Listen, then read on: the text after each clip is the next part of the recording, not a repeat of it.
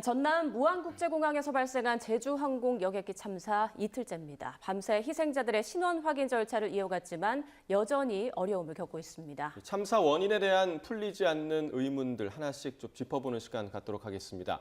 안영태 극동대 항공운항학과 교수, 또 임주혜 변호사 두 분과 함께하겠습니다. 어서 오십시오. 안녕하십니까? 네.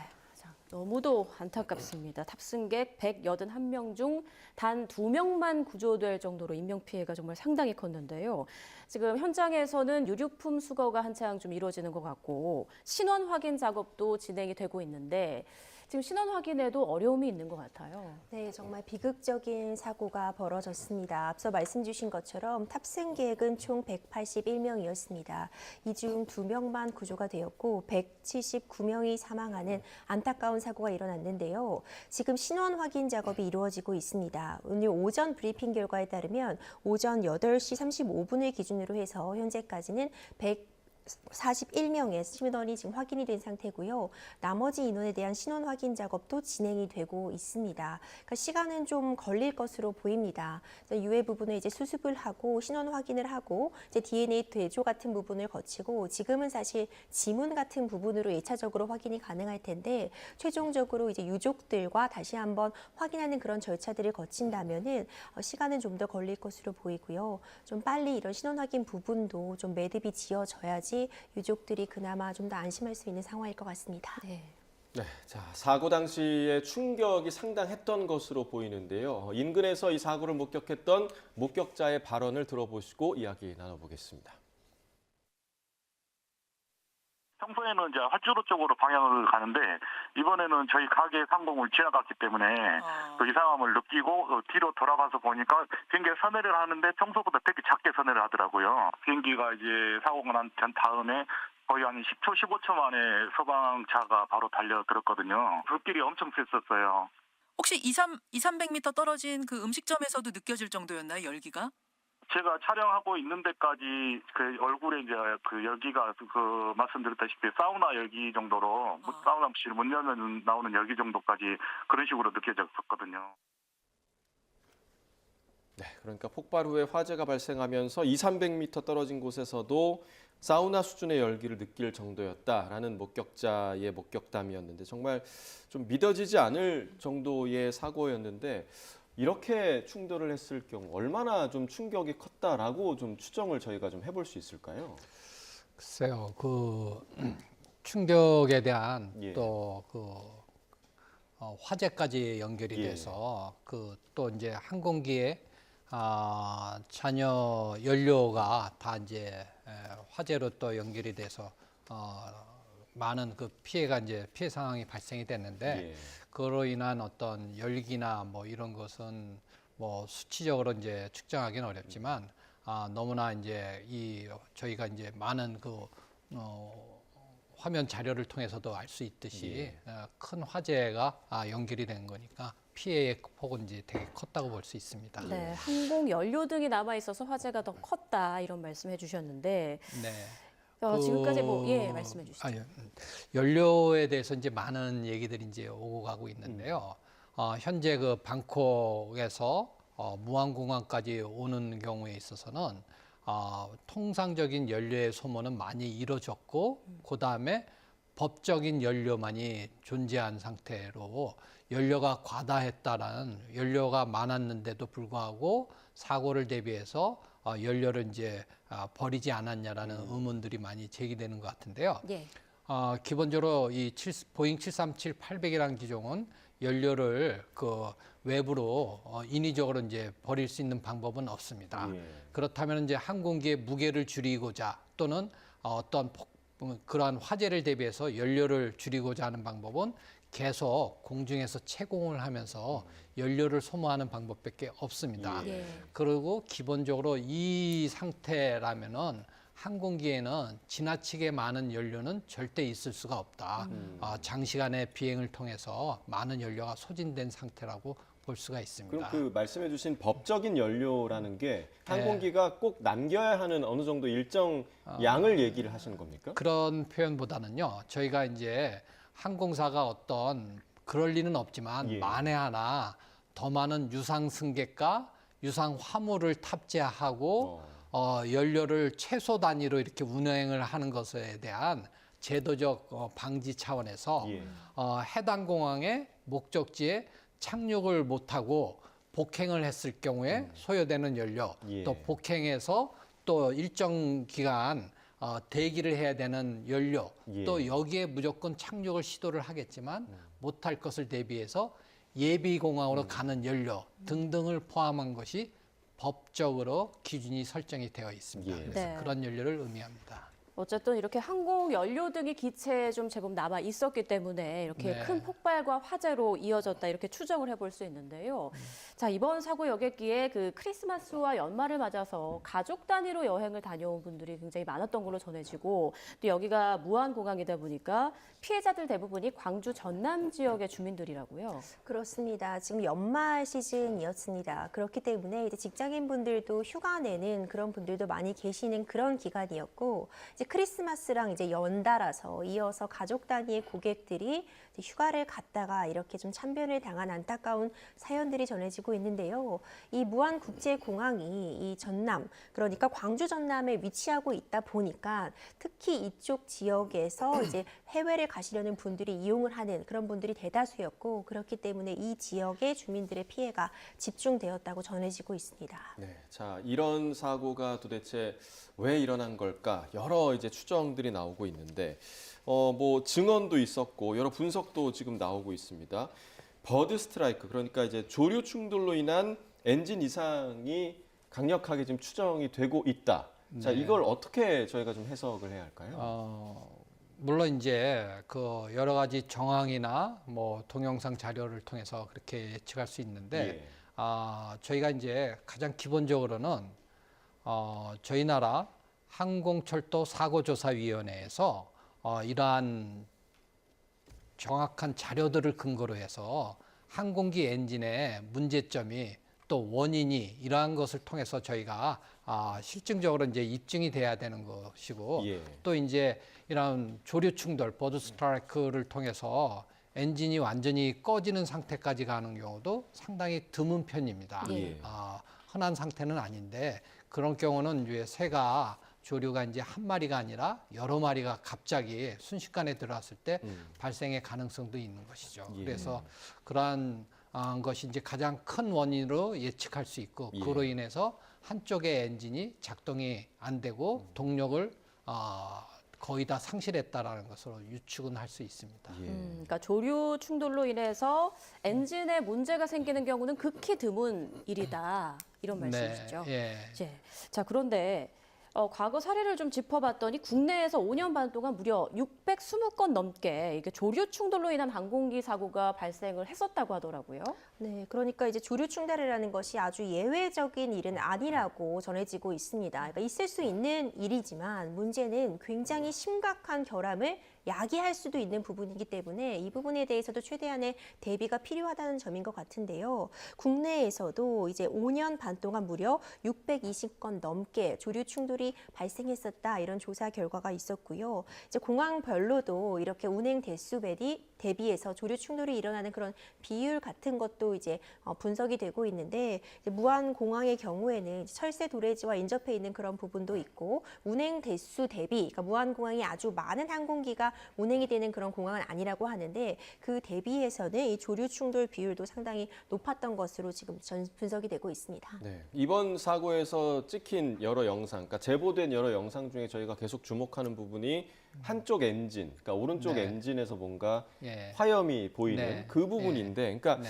뭐 조류 충돌이 여러 가지가 있지 않겠습니까? 기체의 여러 부분에 충돌을 할 수 있는데, 예. 그러니까 가장 위험한 상황은 엔진에 빨려 들어가는 그 순간이라고 보면 되는 건가요?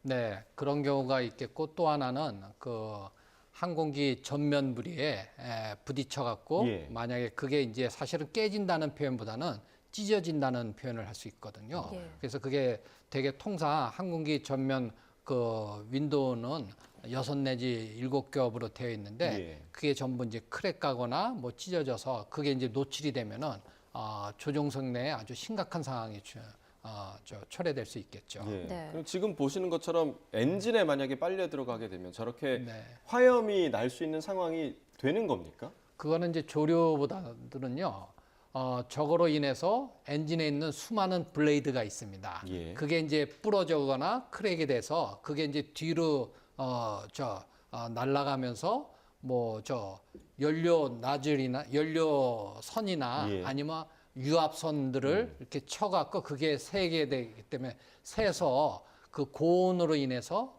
발생되는 화재라고 볼 수 있습니다. 그러니까 예. 예, 저희가 이제 흔히 말하는 폭발이라는 표현은 잘못된 표현이라고 볼 수 있고 예. 저 상황으로 인해서 내부의 문제로 인해서 물론 이제 엄청난 고압, 고온이 이루어지는 엔진이기 때문에 화재가 이제 발생이 된 것이라고 볼 수 있죠. 그러니까 조류 충돌로 이제 시작이 됐지만 네. 연쇄적으로 다른 기관에도 네. 좀 문제가 이렇게 생겨서 예. 화염이 나타났을 수 있다. 네, 이런 말씀이시죠.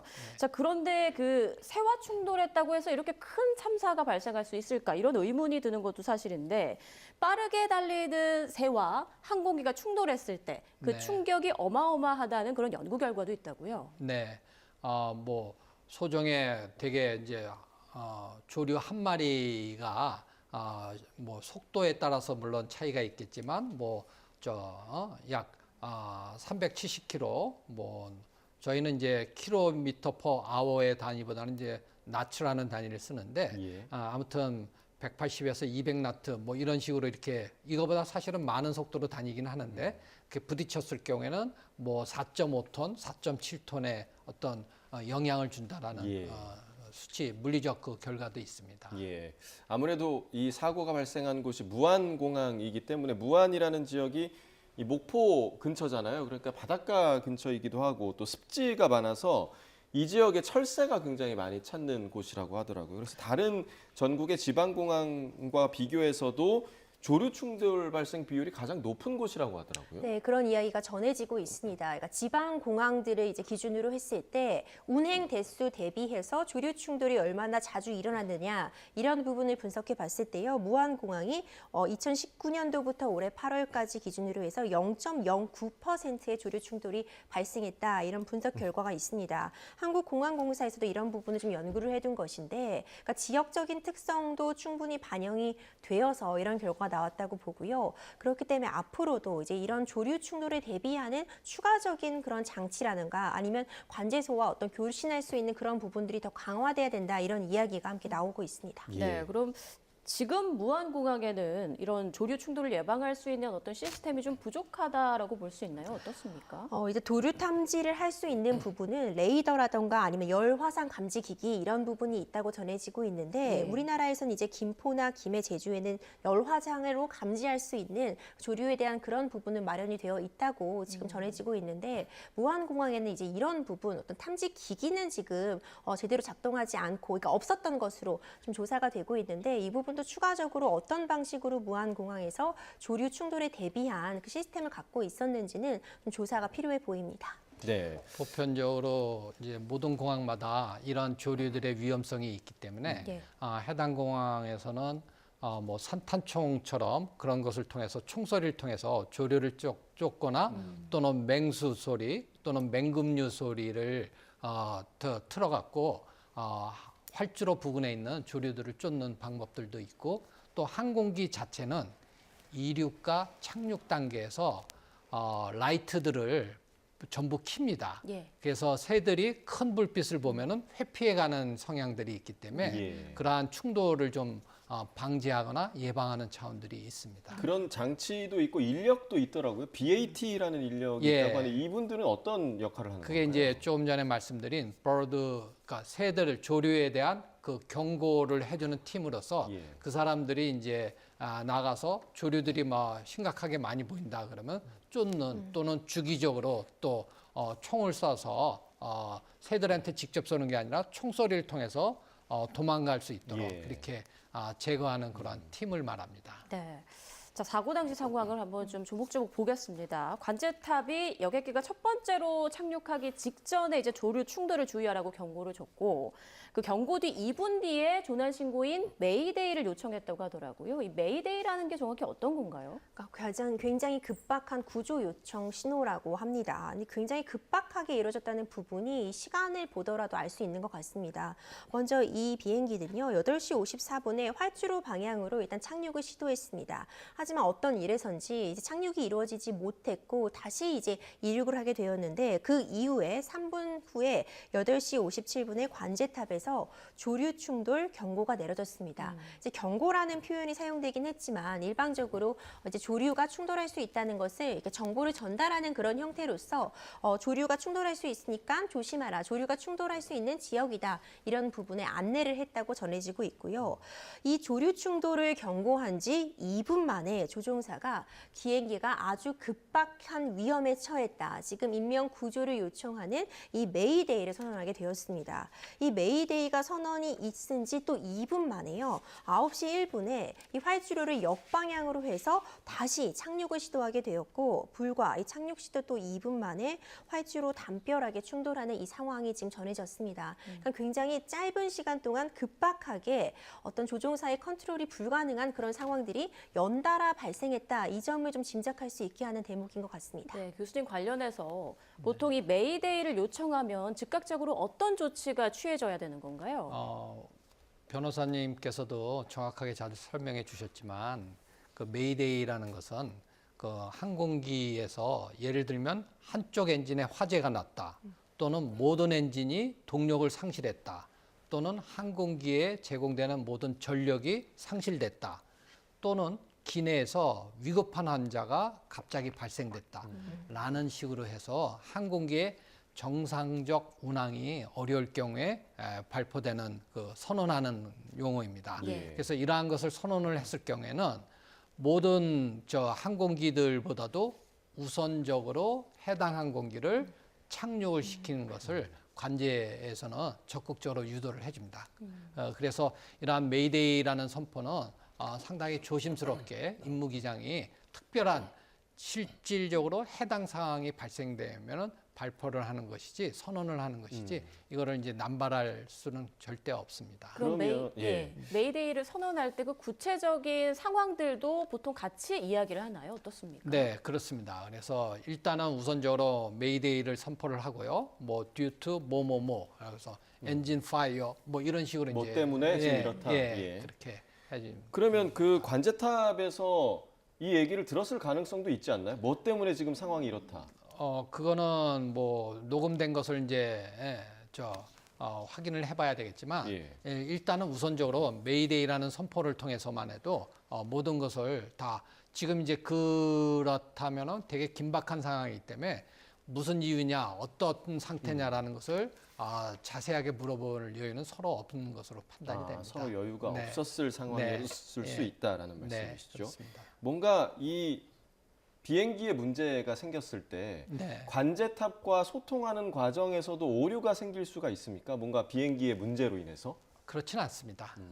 조종사가 매우 어렵고 긴박한 상황이기 때문에 되게 좀 짤막하게 어떤 상황이다 얘기를 하면은 관제사는 뭐 직접적인 조종사는 아니지만 운항의 상황에 대해서 많이 이해를 하고 있는 분들이기 때문에 예. 그것에 대해서는 소통의 문제점은 뭐 거의 없다고 볼 수 있습니다. 네, 일단 음성 기록 장치 그리고 비행 기록 장치를 좀 분석을 해봐야 정확한 네. 상황을 알 수 있을 것 같은데, 네. 자 오늘 이걸 김포공항 시험 분석센터로 이제 이동해서 조사가 이루어진다고 하니까 좀 결과가 나와봐야 알 것 같고요.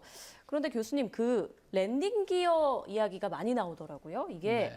뒷바퀴를 내리지 않은 채 활주로에 착륙하다가 사고가 난 것으로 보인다, 이런 추정이 나오고 있는데 어떻게 해서 이런 상황이 벌어진 거라고 예상을 하고 계십니까? 그 사고 중에 그 사고의 뭐 원인은 뭐 수백 가지가 될 수 있는데 착륙 장치에 그 내려지지 않음으로 인해서 사고 났다고는 보지는 않습니다. 여러 가지 이유가 있고, 또 이제 그 접근해서 착륙하는 상태에서의 속도가 워낙 많았기 때문에 그 속도에 대한 제어가 충분하게 이루어지지 않아서 결과론적으로는 벽이랑 부딪혀갖고 예. 또 하필이면 연료의 잔여로 인해서 그게 이제 화재가 된 것인데 랜딩 기어가 착륙 장치가 내려지지 않았던 것에 대해서는 저희 입장에서는 되게 항공기가 심각한 상태였다. 저희가 현재로서는 알 수 없는 즉 한쪽 엔진만의 동력 손실이 아니라 다른 쪽 엔진에도 문제가 있을 가능성이 높다라고 판단할 수 있습니다. 예. 그러기 때문에 임무 기장은 저희가 통상 접근해서 착륙을 시도해서 안 됐을 경우에는 복행, 고라운드를 실시해서 예. 다시 바로 착륙을 시도하는 것이 아니라 대기 장주가 있습니다. 대기 장주로 가서 거기서 고도를 취하면서 모든 항공기에 그 점검을 하고 또 조치를 하는 그 상태에서 다시 준비가 되면은 들어오는 그러한 절차가 있는데 지금은 이제 많은 화면상에 그냥 동그랗게 서클식으로만 그렸는데 그러한 접근 절차는 항공에서는 이루어지는 것은 없습니다. 그런데 그러한 것으로 가는 것은 항공기 조종석 내에 그 화면상에 다 뜹니다. 그래서 조종사는 당연히 길을 잃거나 그럴 일도 없고 그쪽으로 가게 되어 있음에도 불구하고 반대편 활주로로 선회를 해서 착륙을 시도했다는 것은 항공기에 저희가 아직 모르는 되게 심각한 상황이 있었기 때문에 그리고 그거로 인해서 기어조차 내릴 수 없는 그러한 조건이었기 때문에 이러한 것을 시도를 했지 않았나 생각이 됩니다. 아예 상황 자체가 기어조차 네. 내릴 수 없었던 예. 상황이었을 것이다라고 네. 지금 추정을 해 주셨고요. 네. 자, 지금 저희가 이제 그 현장에 저희 취재 기자가 유가족의 동의를 받고 받게 된 카카오톡 메시지 하나를 좀 함께 좀 보실 텐데요. 한번 좀 띄워 주시죠. 네, 이번 참사의 희생자 그리고 그의 가족이 주고받은 메시지인 것으로 보입니다. 네, 자, 새가 날개에 껴서 자, 밑에 보시면요. 새가 날개에 껴서 착륙을 못하는 중이다. 이런 메시지가 와 있고요. 네, 언제부터 그랬냐고 물어보니까 방금이란 대답 그리고 유언해야 하나라는 메시지가 마지막으로 이제 희생자가 남긴 그런 메시지인 것으로 보입니다. 시간을 보면 오전 9시 1분이 예. 마지막 메시지로 남아 있습니다. 사고가 나기 직전에 지금 이 메시지를 주고받은 것으로 추정이 되고 있는데 자, 여기 탑승객이 이 이야기를 했습니다. 새가 날개에 껴서 착륙을 못하는 중이다. 이러면 이거 탑승객들이 조류 충돌을 알고 있었다는 얘기잖아요. 어떻게 지금 이 부분을 해석을 해야 할까요?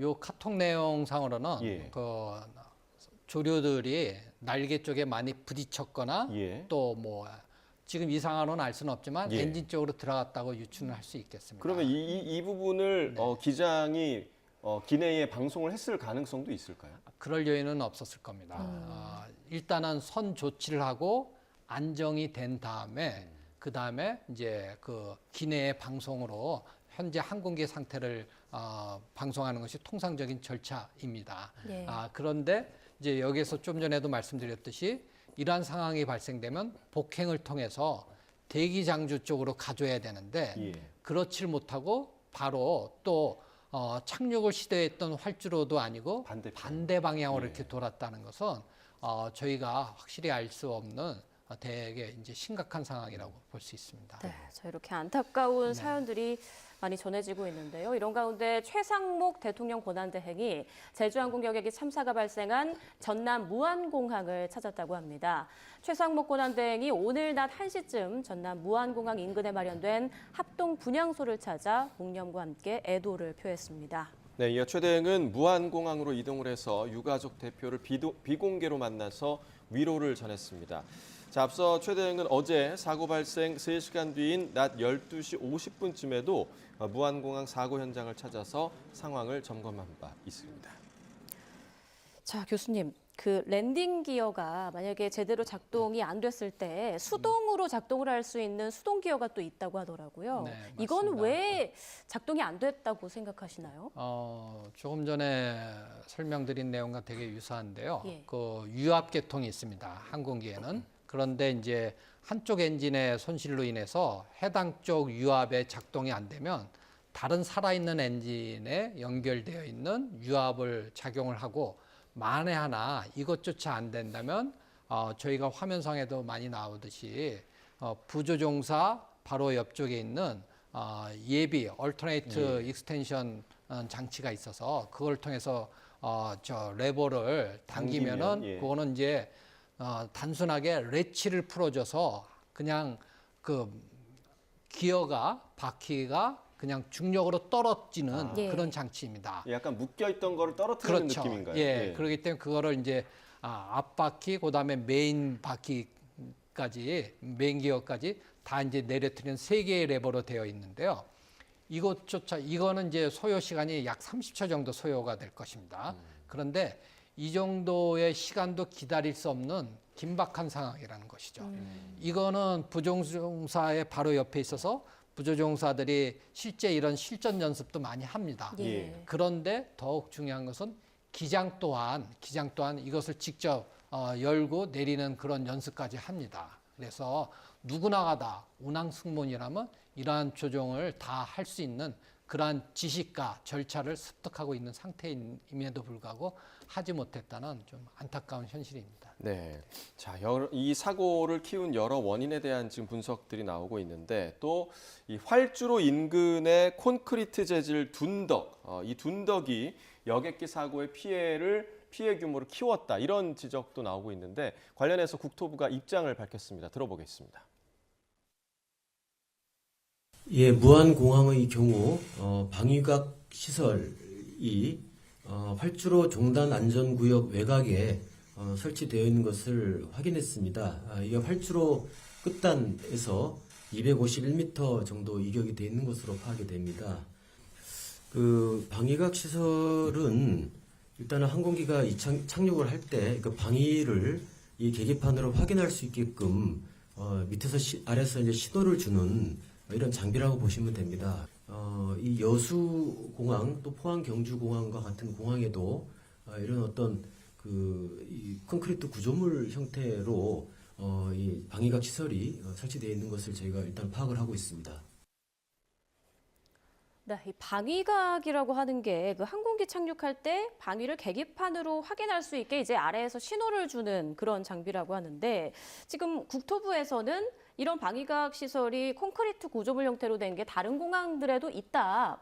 문제가 안 된다라고 그렇게 해석이 되는데요. 그렇습니다. 무안공항 같은 경우에는 활주로의 끝부분에서 이제 200여 미터가 떨어져 있는 곳에 이 방위각이 설치가 되어 있었습니다. 근데 법적으로 볼 때 방위각을 뭐 어떤 재질의 구조물로 만들어야 된다거나 아니면은 뭐 활주로 끝에서 얼마만큼 떨어져야 된다. 그런 규격이 마련되어 있는 것 같지는 않습니다. 그렇기 때문에 뭐 경우에 따라서 이제 맞는 방식에 따라서 이것이 설치가 된 것이고 국토부의 입장에 따르면 다른 공항에도 이렇게 콘크리트 재질을 통해서 방위각을 설치해뒀기 때문에 이것이 지금 어떤 사고의 중점적인 원인이 된다고 보긴 어렵지 않나 좀 이런 입장을 편 것 같은데 워낙 이 사고가 안타까운 부분이 많고 만약에 아마 이게 없었더라면 어땠을까 하는 그런 안타까움이 워낙 많이 존재하다 보니까 여러 가지 가설이나 좀 이야기들이 지금 계속 나오고 있는 상황입니다.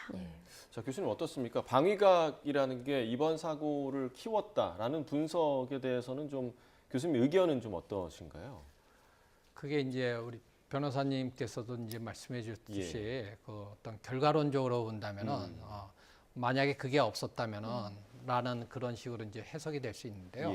저거는 저 로컬라이저라는 항행 안전 시설입니다. 그래서 저런 것은 법적인 모든 것을 충족하고 오히려 항공기의 운항을 위해서 뭐 되게 이제 필요한 항행 안전 시설이기 때문에 저 위치와 저 시설 등은 전혀 문제가 없는 상태로 설치된 것으로 보고 있습니다. 네. 자, 그렇다면 그 오버런이라고 하나요? 비행기가 쭉 활주로 끝까지 갔을 때 그 넘어가기 전에 막혀 있는 그 벽. 그 벽이 단단하게 세워져 있는 것도 이번 사고에 어떤 피해를 더 키우지 않았나 이런 그 일부 지적이 있던데 어떻게 생각하세요? 그러니까 유사 맥락인데요. 그 하필이면 이제 벽이기 때문에 벽만 아니고 저런 뭐 철조망이나 다른 시설이면은 좀 더 충격 뭐 이런 것인데 이 점에 있어서는 뭐 여러 가지로 저 해석이 될 수 있지만 이것 또한 뭐 결과론적인 그런 해석이 될 수 있습니다. 그래서 어디는 좀 더 견고하고 안전한 또 외부의 이러한 출입이 보다 근본적으로 제어될 수 있는 그런 것을 선호할 수도 있겠고요. 그래서 대부분의 공항의 활주로 끝은 바닷가가 많습니다. 그렇기 때문에 이러한 어떤 펜스나 이런 것에 문제가 없는데 또 바닷가라면 또 만약에 오버런이 돼서 바닷가에 빠졌을 경우에 또 이렇게 문제가 될 수도 있겠습니다. 오히려 바닷가에 빠지는 게 낫지 않았겠냐 이런 해석도 있는데 이 부분 좀 어떻게 보세요? 그러니까 처음부터 만약에 육지가 아니라 바닷가에 착륙을 시도하면라는 얘기들이 있는데 바닷가는 표면 장력 때문에 더 항공기가 급작스럽게 대파가 될 수 있습니다. 충격이 더 크게 네, 받나요? 그렇습니다. 그렇기 때문에 그리고 이 상태에서 제가 그 제시된 이런 동영상을 보면은 임무기장의 그 훌륭함을 어느 정도는 볼 수가 있습니다. 즉, 그 어려운 힘든 과정에서 180도 선회를 해서 다시 반대편 활주로에 중앙에 내리는 건 되게 어렵습니다. 예. 활주로에 그러니까 항공기의 조종이 되게 어려운 상태에서 활주로 중앙에 또 접지를 시킨다는 것은 되게 고난이도 기술이라고 볼 수 있습니다. 그래서 그것을 통해서 최대한 안전을 임무 기장으로서 끝까지 시도했다는 면을 저는 충분히 볼 수 있다고 봅니다. 그렇군요. 그러니까 조금이라도 피해를 줄이기 위해서 네. 끝까지 노력한 예. 기장의 네. 어떤 그런 예. 마음이 보인다 이런 네. 말씀이신데 그 무한공항의 활주로 길이가 좀 짧지 않냐 이런 지적도 있던데요. 네, 그런 질문을 저 또한 이제 많이 받았는데요. 그 길이는 해당 공항의 활주로가 설정이 되면서 여기에 운영되는 항공기의 기종을 대상으로 충분히 모든 항공기의 착륙 거리 성능을 고려해서 설정이 된 것입니다. 그렇기 때문에 이 활주로는 폭과 길이에 있어서는 이 무한공항의 활주로의 폭과 길이에 있어서는 전혀 문제가 없고 예. 다만 이제 저희가 뭐 쉽게 생각할 수 있는 인천공항의 주 활주로보다 짧더라. 예. 인천공항의 주 활주로보다 폭이 좁더라라고 표현을 할 수는 있는 것이죠. 인천공항과는 근데 또 비교할 수 없는 상황이기도 그렇죠. 하고요. 예. 네. 예. 알겠습니다. 다른 지방공항보다 지금 보시는 것처럼 그래도 활주로 길이가 긴 거를 여러분께서 좀 확인하실 수가 있고 또 비행기의 뭐 연식 그러니까 사용 연수 15년 된 항공기였다 뭐 이런 지적이 나오고 있는데 뭐 항공기의 단순 연령보다는 실제로 이 비행기가 어느 정도 비행 시간을 가졌느냐 그리고 이착륙 횟수가 어땠느냐 이 부분도 좀 중요하지 않을까 생각했는데 관련해서 국토부의 입장 함께 들어보겠습니다. 예, 그 제주공항의 그 항공기 가동률이 높은 거는 사실은 통계로 나오는 수치입니다. 최근 한 달간 가동 시간이요. 예, 그 부분은 저 확인해가지고 여기서 다시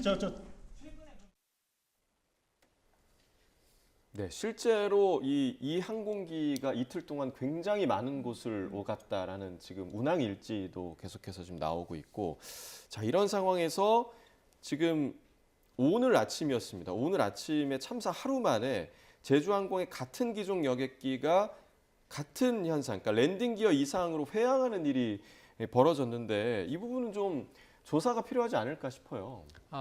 물론 그 랜딩 기어의 문제점으로 인한 회항에 대해서는 조사가 필요한데 또 다른 해석으로는 어떤 기어 자체 착륙 장치에 대한 문제로 인해서 다시 회항을 통해서 안전하게 내렸다는 것에 대해서 좀 더 포커스를 맞출 필요성도 있습니다. 예. 그리고 또한 이 무한 사고랑 연결을 하는 것은 아니라고 봅니다. 무한의 사고는 랜딩 기어를 내리려고 했는데 안 나왔다라는 것은 절대 아니거든요. 예. 그렇기 때문에 랜딩 기어가 단지 안 내린 상태에서 동체 착륙, 벨리 랜딩을 했다라는 결과론적인 사실이 있다 뿐이지 이거와 또 오늘 발생된 사고와의 연관성은 절대 아니라고 봅니다. 그렇지만 랜딩 기어가 뭐 이렇게 문제가 있는 것이 물론 이제 비일비재는 아니지만 항공사별로 이렇게 났다 그러면 전수조사, 즉 보잉 737 기종에 대한 착륙 장치에 대한 전수조사의 필요성은 있겠죠. 그거는 아마 군 국가 기관에서 항공 안전 감독 시스템화에서 이루어질 것이라고 생각됩니다. 네. 자, 비행 기록 장치, 음성 기록 장치 분석을 통해서 앞으로 어떤 부분을 우리가 알아낼 수가 있고 또 이제 정확한 사고 원인 규명에는 보통 어느 정도 걸리는지 이 부분은 좀 어떨까요? 보통 이런 우리가 급발진 사고, 자동차 사고의 경우에도요, 이 기록 장치를 분석하고 결국 사고의 원인을 확인하는데 굉장히 오랜 시간이 걸립니다. 이제 항공 사고의 경우에도 마찬가지인데 워낙 더 복잡한 어떤 기계 간의 결합이기 때문에 정확한 원인 분석에는 정말 짧게는 수개월에서 통상적으로는 몇 년 이상 소요가 될 것으로 보입니다. 예. 그렇기 때문에 이제 성급하게 이제 사고의 원인을 추측하거나 단정짓기보다는 일단 차분하게 이 조사 결과를 기다리고 네. 유족들의 아픔에 함께 공감하는 그런 시간이 좀 필요할 것 같은데요. 지금 이 자료들을 가지고 분석이 들어가려고 하지만 외관 같은 부분에 이미 좀 손상이 가해졌다는 좀 얘기도 전해지고 있습니다. 이 내부에 어느 정도 이 시스템상 기록이 남아 있는지 그리고 이제 관제소와의 교신 내용에 어떤 부분들이 남아 있는지 철저하게 조사를 해서 이제 재발 방지뿐만 아니라 앞으로 이제 이런 참사가 다시 일어나지 않도록 정확한 원인 규명은 필수적으로 진행돼야 될 것이라고 봅니다.